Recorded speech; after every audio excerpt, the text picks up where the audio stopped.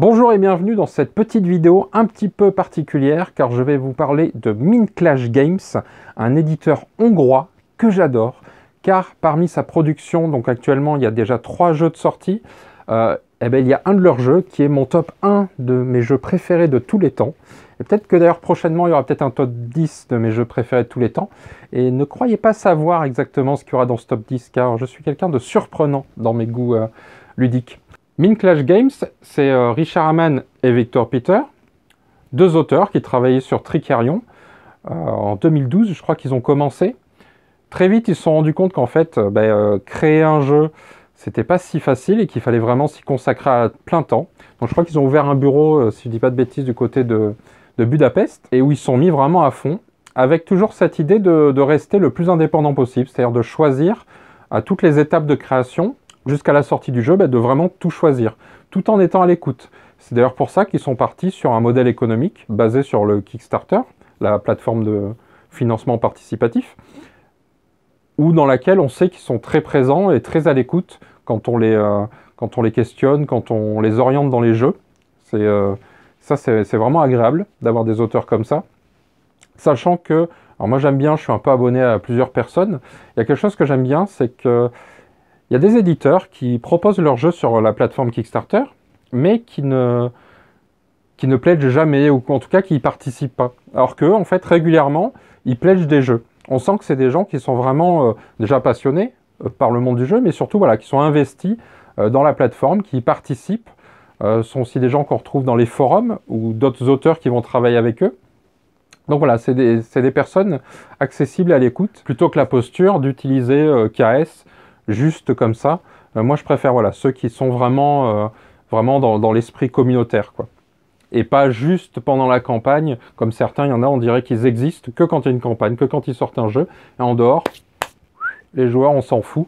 Voilà. Eux, c'est pas leur cas, et ça, voilà, c'est quelque chose qui fait que j'apprécie. Donc, alors si j'ai des petites notes un petit peu cradoc, parce que je travaille comme... voilà. Donc Victor Peter, c'est ce qu'on appelait le cerveau de la bande. Alors c'est pas moi qui l'invente, hein, c'est des choses qu'ils disent eux-mêmes. Donc c'est le cerveau, c'est-à-dire que c'est lui qui sait comment ça doit fonctionner, qui prend un peu plus les décisions au niveau de la structure, donc de l'entreprise. Et Richard Hamann, lui, c'est plutôt la passion, le passionné. Lui, il sait ce qui va exciter les joueurs. C'est lui qui prend ce genre de décision. Évidemment, les deux sont complémentaires. Et ça qui fait que l'entreprise fonctionne. Il n'y a qu'à voir leur jeu. Très vite, ils ont été rejoints par Madame Vilo Farkas, donc la directrice artistique qui gère vraiment tout ce qui est illustration, donc celle qui chapeaute les illustrateurs, qui donne le là, hein, comme on dit. Alors moi, je suis très très fan de son travail. Je trouve qu'à chaque fois, l'ambiance est réussie, ça colle au thème. C'est des décisions artistiques qu'on ne retrouve pas forcément dans d'autres jeux ou ailleurs.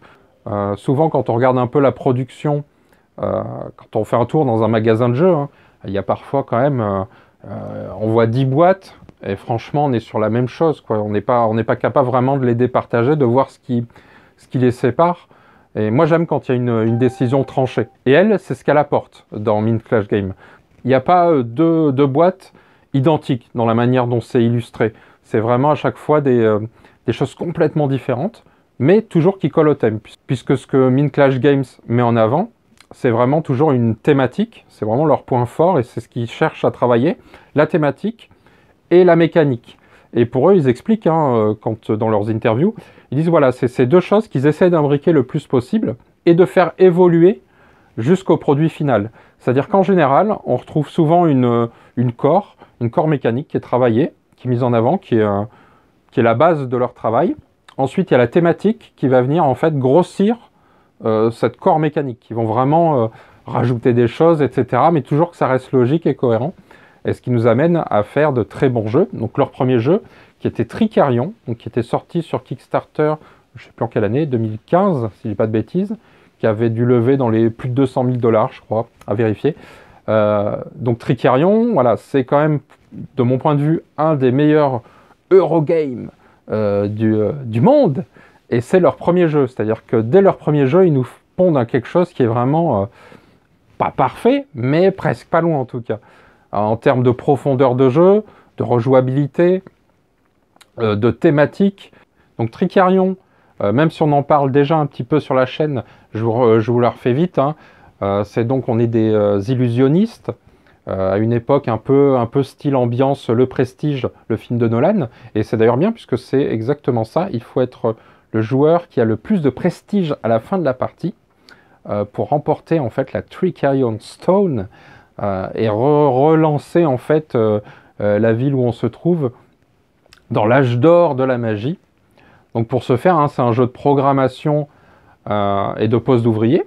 Donc en fait, simultanément, on va tous choisir parmi les ouvriers que nous possédons, les spécialistes, etc., où est-ce qu'on les envoie face cachée. On fait tous ça en même temps, et une fois que c'est fini, on révèle. Et ensuite, en fonction de l'ordre de tour, eh ben, on va choisir qui on envoie en fonction de là où on a programmé. Donc tout simplement aller chercher soit de l'argent à la banque, parce que l'argent c'est quand même bien dans la vie, soit récupérer de nouveaux ouvriers, de nouveaux spécialistes, soit apprendre des tours, ça c'est bien parce qu'on est illusionniste, je vous le rappelle. On va pouvoir aller dans au marché pour récupérer de quoi fabriquer ces fameux tours, du bois, des scies, des colombes si on fait apparaître des oiseaux dans sa manche, etc. Ensuite on a notre propre atelier, dans laquelle il y a nos spécialistes. On va pouvoir utiliser parfois leurs pouvoirs, parce qu'ils ont chacun des spécialités, mais on va pouvoir aussi préparer notre tour de magie. Le plus important, évidemment, ça va être d'aller louer une salle de spectacle pour pouvoir se produire. Une salle qu'on partagera avec les copains. Donc il va y avoir aussi un système assez malin de faire attention qui se produit, quel jour, etc. etc. Donc voilà, c'est un jeu assez complet, assez touffu, mais vraiment plaisant à jouer, avec une bonne courbe de progression, c'est-à-dire que, je sais pas, maintenant je dois dépasser 40 ou 50 parties, je sais plus, je sais que la dernière fois j'étais à 40 quasiment sûr, et à chaque fois je trouve des nouvelles manières en fait de faire.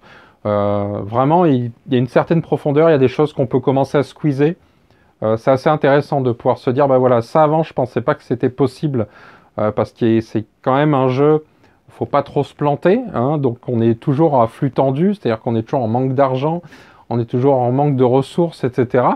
Donc il faut vraiment bien se calibrer. Et en fait, non, on arrive encore à trouver des nouvelles manières de progresser, des nouvelles manières de squeezer, d'accélérer le jeu, et c'est vraiment intéressant. Peut-être un poil, ce que je mettrais peut-être en bémol, deux petites choses, c'est le fait que quand on a de l'expérience sur le jeu face à des joueurs qui découvrent le jeu, plus on a d'expérience et plus ça peut être vraiment violent, parce qu'il y a moyen vraiment de squeezer une partie du jeu pour accélérer en fait, pour vraiment accélérer la dynamique. Donc ça peut vraiment faire mal en fait. Voilà, c'est vraiment des fois des différences de niveau. Mais pour ça, pour contrebalancer ça entre guillemets, on a les petits modules qu'on peut rajouter, qui moi, à mon sens, hein, sont indispensables, parce que vraiment, ça rajoute un petit peu de chaos des fois, c'est ce qui peut être un peu rigolo, mais surtout, ça rajoute beaucoup de profondeur, c'est-à-dire des paramètres en plus à gérer, de l'événementiel, enfin des choses qui permettent en fait de rééquilibrer un poil plus, c'est-à-dire que on va avoir des cartes avec des pouvoirs, on va avoir des cartes, je vous ai dit, on programme les endroits où on va envoyer nos ouvriers, mais on va avoir des cartes avec ce qu'on appelle la Dark Alley, là où il ne faut pas trop aller quand on est magicien, on va se perdre avec des sorts un peu bizarres. Là, ça va nous permettre, par exemple, que quand on va chercher de l'argent à la banque, on aura un petit bonus en plus, etc. Et il y a des choses qui sont vraiment puissantes. Donc ça permet de rééquilibrer un peu le tout. Mais bon, il y a quand même une différence de niveau, quoi. Donc ça, c'est vraiment la première chose. Et la deuxième chose, c'est ce que je viens de vous dire, c'est-à-dire que je conseille d'utiliser tous les modules.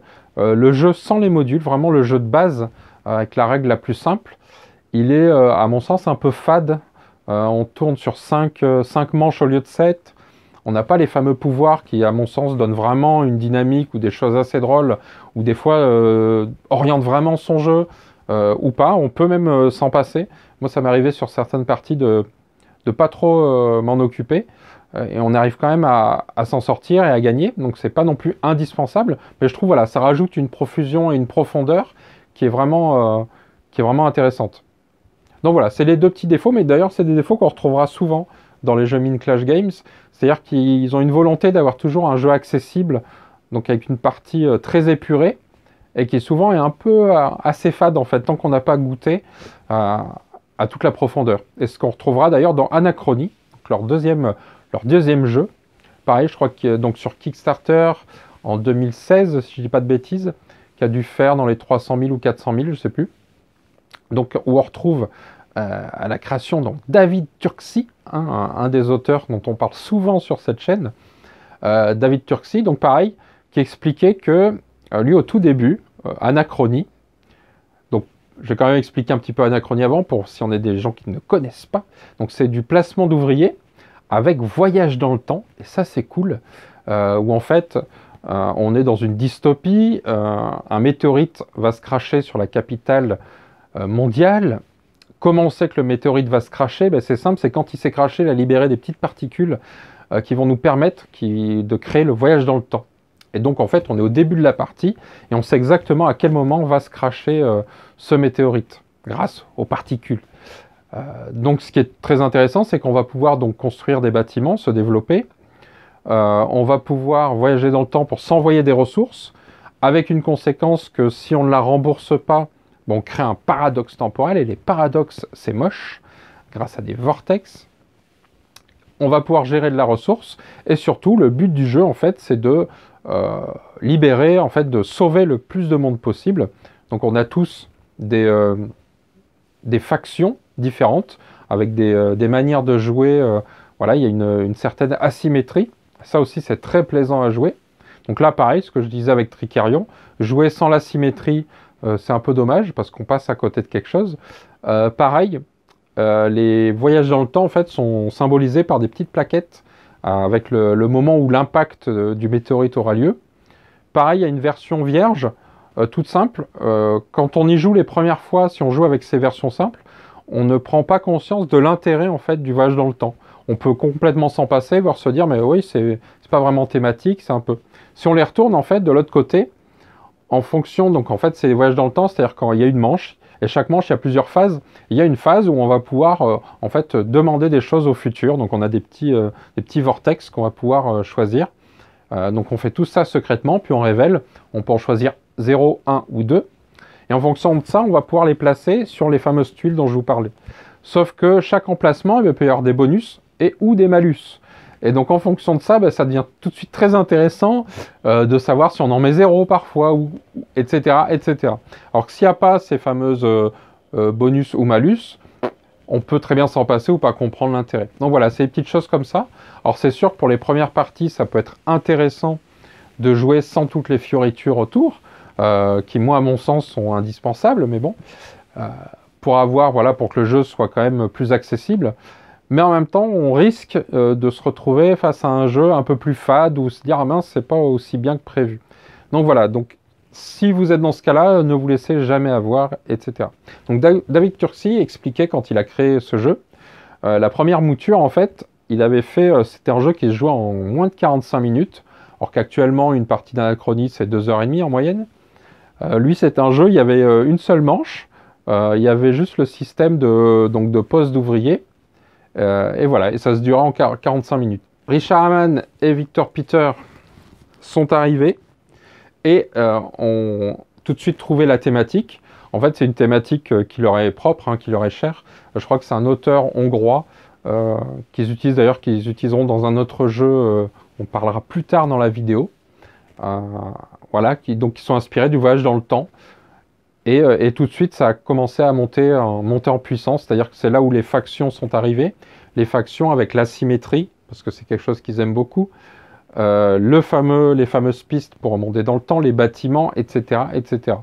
Donc c'est eux qui ont enrichi le jeu, plus les 2 modules qui sont prévus dans la boîte, et surtout les exosquelettes, les fameuses figurines magnifiques qu'on est tous bien contents d'avoir, surtout ceux qui ont réussi à les peindre.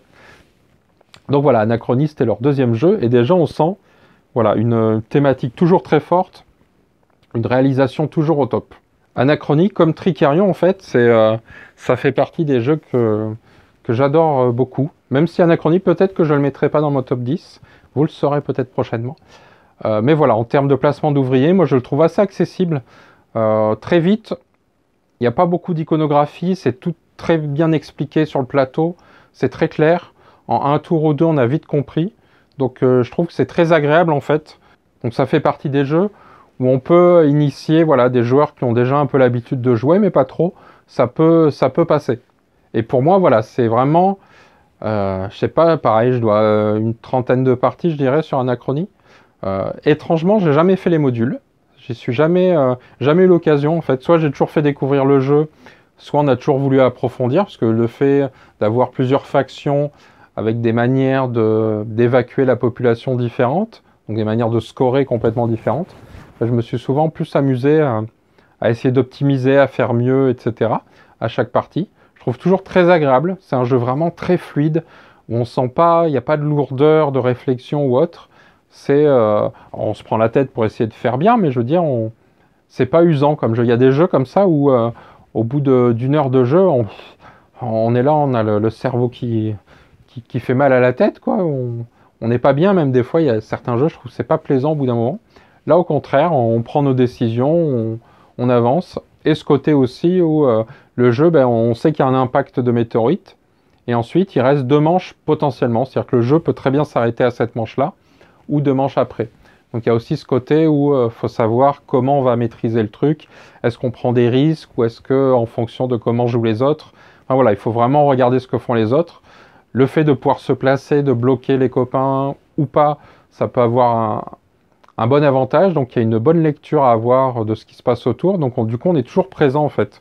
C'est un jeu, le temps que ça revienne à nous, c'est assez rapide et surtout on est assez présent de ce que font les autres, il faut bien regarder, etc.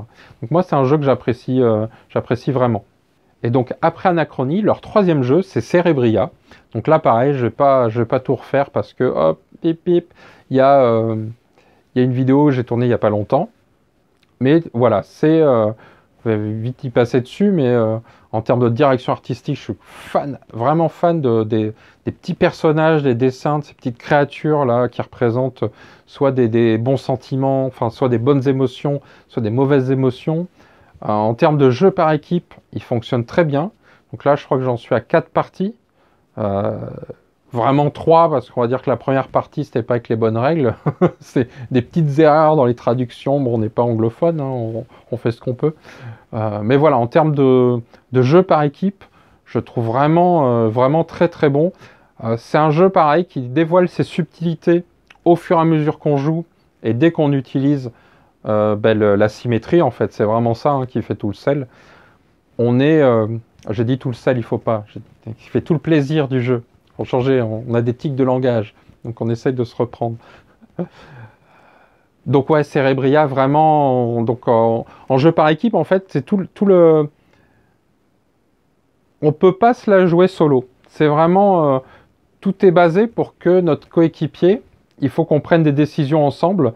Souvent, c'est préparation-paiement, pay-off, ce qu'on dit dans les films, dans le cinéma. C'est préparation-paiement, c'est-à-dire, bon, ben là, on veut faire ça. Bon, ben ok, je te prépare ton terrain. Et quand c'est ton tour, boum, toi, tu fais ça. On essaye de faire des choses comme ça, en fait. Sauf qu'en face, eh ben, on a des gens qui font pareil. Donc, il y a toute une subtilité à avoir. Donc, c'est un jeu, en fait, un jeu à point d'action. Donc, chacun de notre tour, on va avoir 3 actions possibles. Parmi les actions, on a des actions qui sont sur notre plateau, donc qui sont en fonction de la créature qu'on incarne.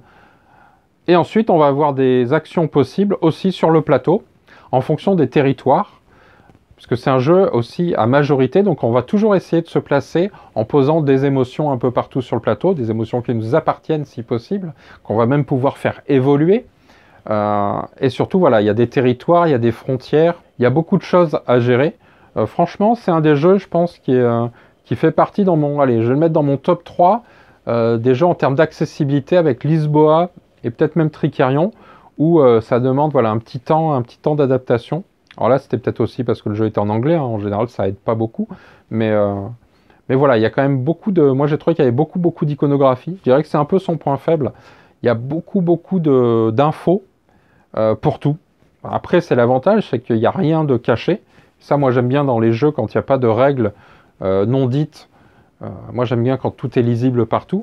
Sauf que là, en termes de lecture, il faut un certain temps d'apprentissage. Par contre, une fois que c'est fait, je pense qu'à la deuxième partie, tout roule et on peut vraiment être à fond dans dans le jeu. La partie gagne bien une bonne demi-heure de jeu, parce on se réfère un peu moins, on se réfère beaucoup moins aux règles. On est capable de lire une icono qu'on découvre ou qu'on n'a pas encore, qu'on n'avait pas encore vu passer ou autre. On est capable de la traduire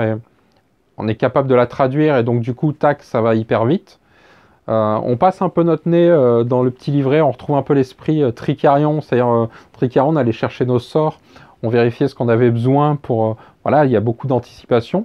Dans Cerebria, on va un peu voir comment on peut faire évoluer nos émotions, et surtout, voilà, voir laquelle va être la mieux à placer sur le plateau. Donc Cerebria, pareil, une thématique très très forte, on retrouve un peu, j'avais déjà dit, mais c'est le dessin animé vice-versa. Voilà, on trouve cette thématique. Le plateau est monstrueux. Je ne sais pas quelle taille il fait, mais alors là, il faut vraiment une table qui va bien avec. Je pense qu'il faut acheter la table en même temps que le jeu. Ça aurait dû être un stretch goal. Il faudrait y penser d'ailleurs. Je pense, prochain Kickstarter, au lieu de rajouter des figurines en plastique, mettez des tables de jeu adaptées au plateau. Donc ouais, le plateau monstrueux, en sachant qu'on a tous un plateau personnel, plus il y a un plateau commun par équipe, les cartes, etc. Enfin bon, il y a un matériel de furieux. Mais voilà, en termes d'expérience de jeu, en fait, il n'y a pas énormément de jeux de gestion par équipe. Et ça fait du bien en fait. C'est quelque chose qui manquait parce que dans une ludothèque, voilà, c'est pas forcément... en général, c'est plutôt dans des jeux d'ambiance, dans des jeux dans ce genre-là, quoi, un peu plus léger, des cryptos, des trucs comme ça, des codenames. Voilà, c'est là où on va retrouver plutôt les équipes. C'est plutôt rare dans les gros jeux comme ça. Donc ça fait du bien. Et voilà, et c'est toujours surprenant. Moi, c'est ça qui me plaît. C'est que Tricarion, à la limite, les magiciens, c'est peut-être une thématique qu'on peut retrouver. Mais déjà, Anachronie, le voyage dans le temps, la dystopie comme ça, c'est quelque chose qu'on a un peu moins vu ailleurs.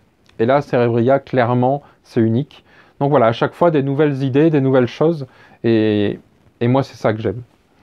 Après ça, ils ont fait une extension, donc une extension pour Tricarion. Donc là, pareil, je ne vais pas m'étendre non plus, puisqu'il y a déjà une vidéo. En fait, j'ai déjà fait plein de vidéos sur la chaîne sur leur jeu.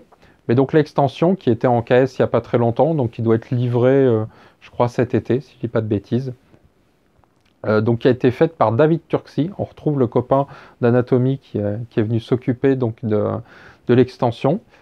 C'est lui qui leur a proposé d'ailleurs, en leur disant voilà qu'il était capable de faire quelque chose pour Tricarion alors qu'eux pensaient que c'était pas possible en fait.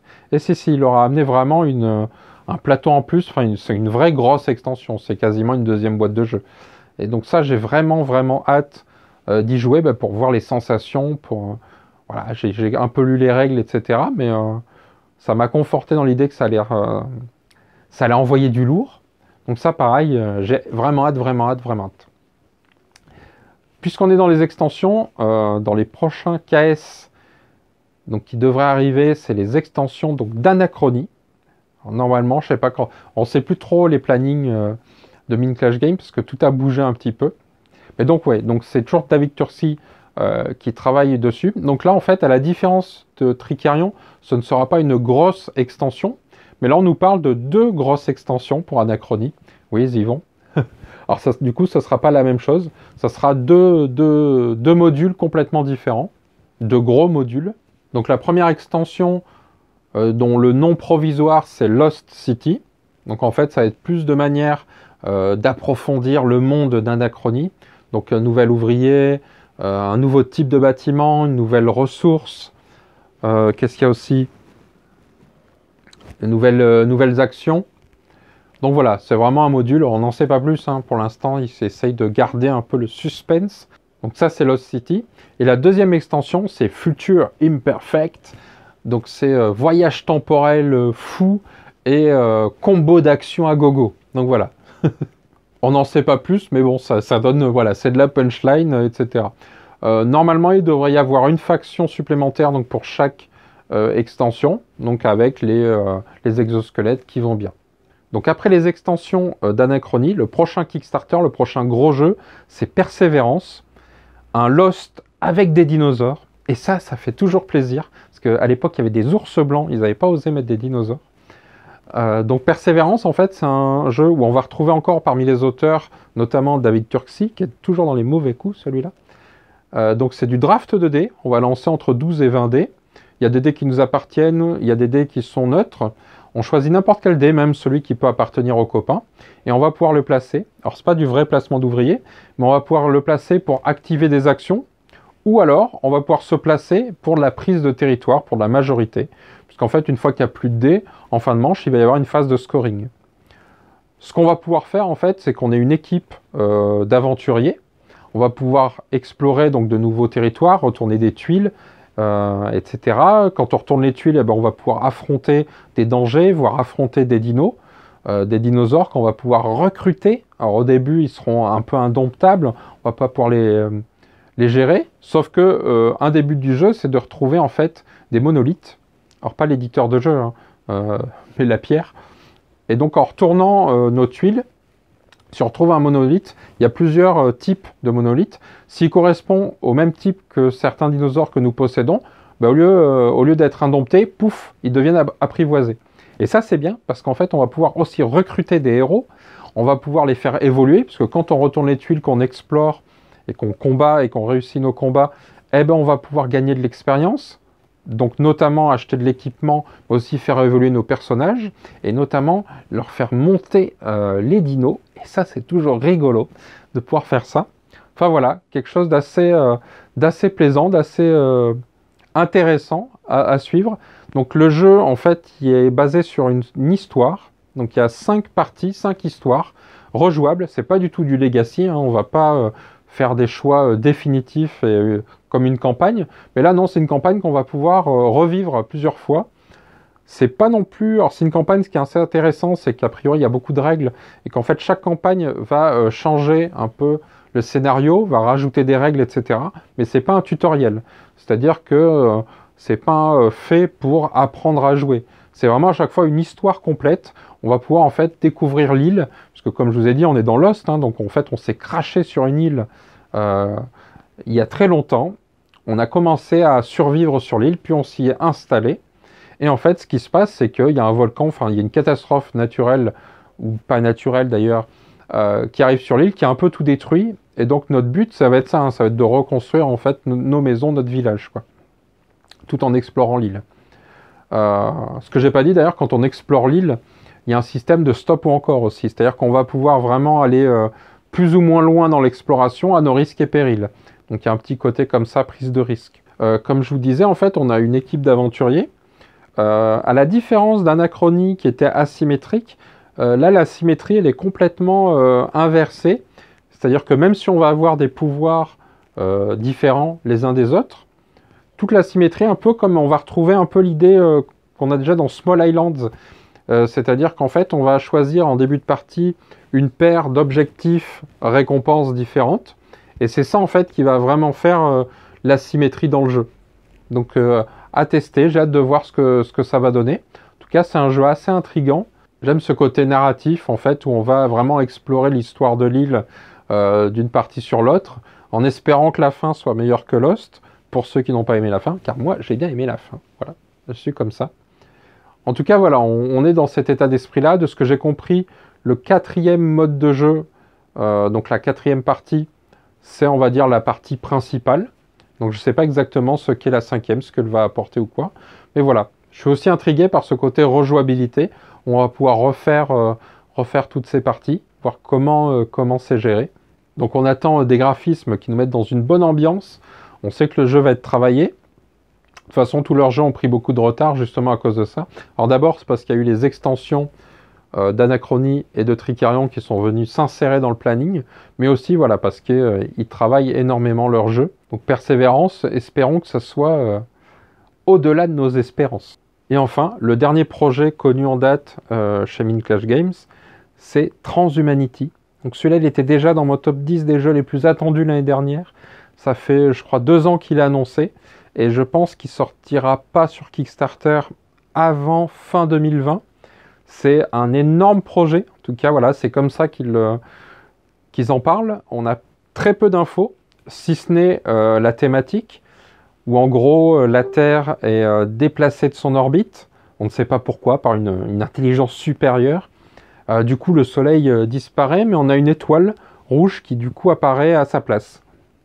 Et on ne sait pas trop. C'est un jeu coopératif, sous forme de campagne. Je pense, pour l'instant il n'y a pas d'infos, et alors là c'est vraiment la supputation, mais j'y vois très clairement la possibilité d'un jeu Legacy. Je pense que ça fait un moment qu'ils en parlent de ce système-là, que ça les intéresse, voilà, c'est quelque chose qu'on sent. Donc je ne serais pas étonné que ce soit un Legacy en fait.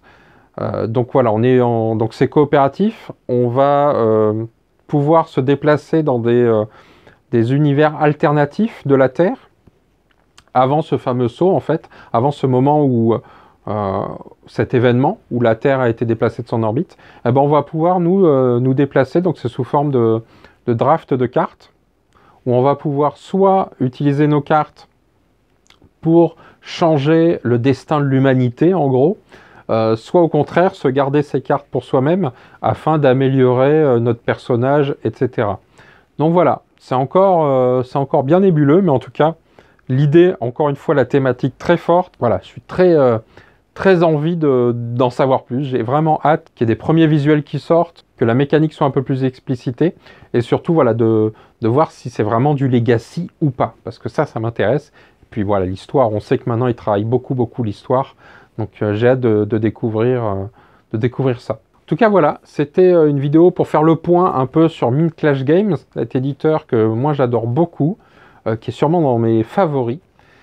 Donc voilà, voir un peu leur parcours, ce qu'ils ont fait comme jeu, et surtout les prochains, ce qui s'annonce très intéressant. Donc si vous aussi vous avez des infos, n'hésitez pas à les rajouter en commentaire, parce que je suis assez friand de ça, et c'est vrai que c'est pas facile de se tenir informé. D'ailleurs, il y a peut-être une vidéo en préparation, où je vais vous donner un peu tous les endroits où je vais farfouiller sur le net, toutes les méthodes d'investigation que j'utilise. Mais malgré tout ça, j'arrive pas à être informé de tout. Voilà, j'essaie de me focus vraiment sur les jeux qui m'intéressent et je laisse le soin à d'autres de me parler du reste. Mais voilà, donc si vous avez plus d'infos sur Transhumanity ou des petites choses, des petites interviews, je suis preneur. Voilà, on se retrouve bientôt pour une autre vidéo. Merci et bon jeu!